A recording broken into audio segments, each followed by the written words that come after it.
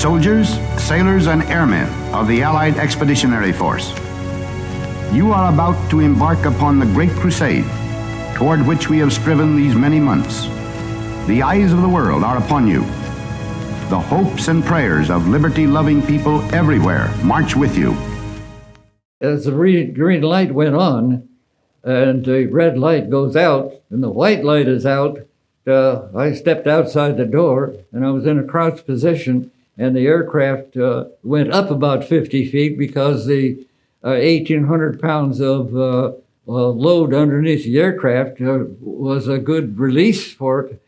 And I was in a squatting position, so when I stepped out, my left arm got caught in the lower left-hand corner of the door because I was squeezed tight, brought my shoulder blades together, and assumed the right position. So I swung out from that point, swung back in and hit the side of the aircraft, swung out again and back in again, and I turned just enough to get my arm loose. And I got a $285 Hamilton wristwatch, which was a real prize then in those days, and it got ripped off. So probably some good Frenchman found it and kept it as a souvenir. Had my name printed on it also. Hello watch lovers, friends old and new, welcome back to the channel. My name is Dion, and today we're doing something different. I was asked to review the watch that Tom Rice lost on D-Day in 1944, or at least a faithful recreation of it. This watch is from a company called Praesidus, and you can see on the box it's called the Type A11 Tom Rice. The A11 was actually the watch issued to large numbers of the US military during the Second World War, and actually also to Allied military. It was a specification more than a specific watch, so you would find manufacturers such as Hamilton, A11, Bulova, etc. making the same kind of watch to the specifications. We see on the sleeve it has marking saying automatic movement, assembled in the US with imported parts. I'm not sure why they need to underline imported parts, but anyway. The box itself kind of fits into the whole military style. Let's see inside the box we first of all have the watch. A little bit difficult to get out of these straps, but that's a good thing. Keeps the watch safe during transport.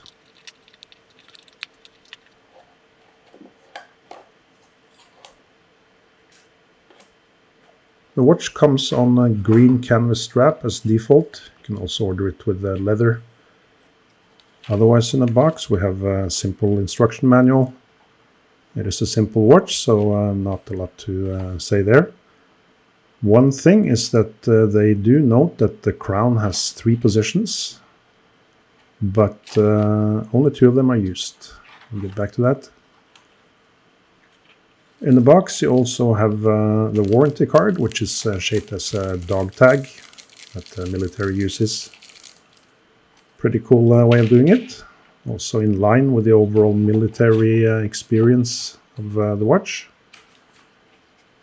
And a nice little bonus is that there's a second strap as well. Both of the straps are quick release, so you can change them very easily, very quickly yourself. Alright, let's have a little bit closer look at the watch. It has a cream dial with big loomed hands, very legible design. The cream dial was also how the first A11 watches were made, so that's also a good nod to history. The crystal is as default mineral AR coated, and we can see the AR coating with that blue sheen on the crystal.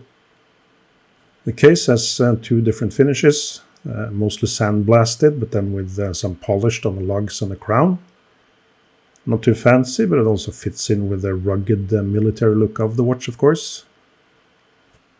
The watch is very smooth to operate. It has a hack, which the original watch also had. That was part of the specification.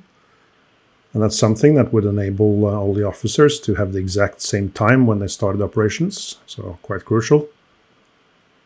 But it does have this ghost position, which is a little bit annoying, a little bit perplexing.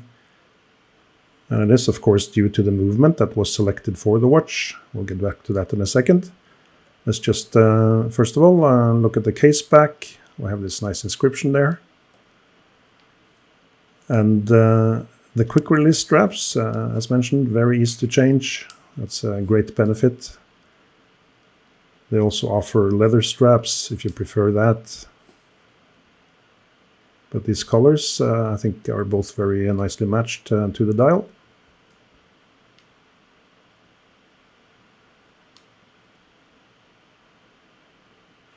Let's then open the watch up and see what's inside this baby.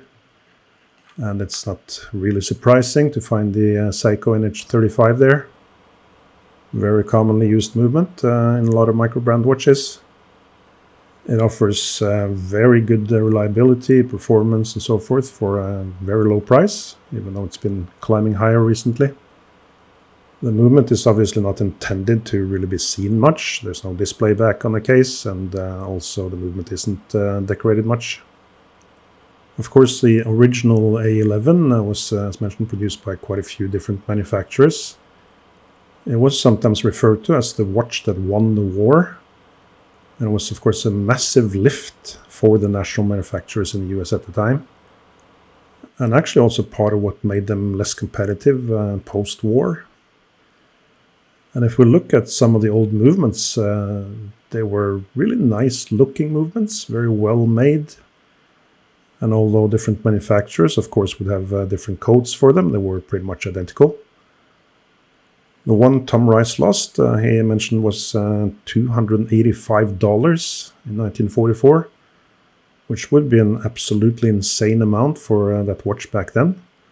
But then again, apparently the US Army has toilet seats that cost $8,000 or so. The size of this watch is 38 millimeters, which is very much a sweet spot for most people. It also does come in 42 millimeters. Might be interesting to note that the original watch was actually 32 millimeters, so very small by today's standards. The lume is Super Luminova. When testing it over 20 minutes, it did stay pretty bright for a good while. The watch is, of course, designed for legibility, so that's good. Should also note that I'm very far from being any sort of authority on lume on watches, given that the lume on most of the watches I work on died out some 50 years ago. But anyway, looks good to me. On the wrist, I felt the watch was very comfortable to wear. I like the canvas strap. It's a good size, even for me, being a big guy. Of course, watchmakers are generally big guys, so for watchmakers I'm kind of small, but still. One thing that is completely incomprehensible to me is that there is no brand name on the dial. And yes, that is consistent with the watches that were military issue. But this is not a watch that's being issued. This is a watch that's being bought. And especially when you have a brand name that also is a little bit difficult to remember perhaps, then you really need to have your name on the dial, I would say. And with that, let's do a simple T account to sum up what works well and even better if. I talked about most of these points already, but perhaps also to point out the price. It starts at $249, and if you pay $50 more, you get a sapphire glass, which is quite expensive for a sapphire. And you don't get many mechanical field watches for less than that, apart from a couple of Seikos. Of course, a Hamilton Khaki, which might be the best known field watch right now, is twice that, and even more. And then for the other side of this, even better if. I think not having the brand name on the dial is the biggest thing here.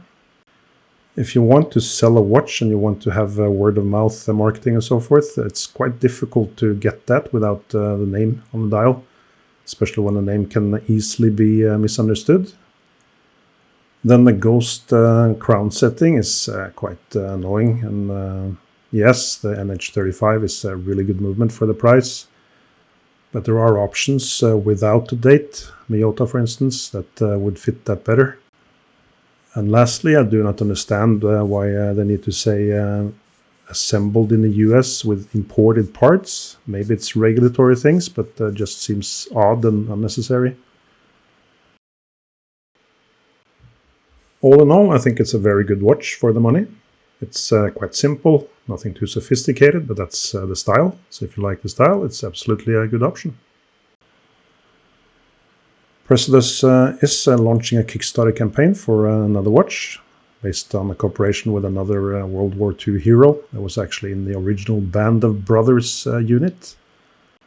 And for those who really want to go back to the roots, they do actually offer the 32mm version as well, called the Combat. Last thing, I just want to emphasize, this is not a paid review. I did this because I think it's a pretty cool concept, and also because they do give part of their revenues or profits to veterans organizations. I was in the army for 10 years myself in Norway, and even though we're pretty much the most peaceful country on earth, I still think it's important to honor people who have seen combat. That's the worst thing that can happen to a person, pretty much. Hope you enjoyed this review. All the links are in the description. I'll be back with a regular video shortly. Until then, ta-ta.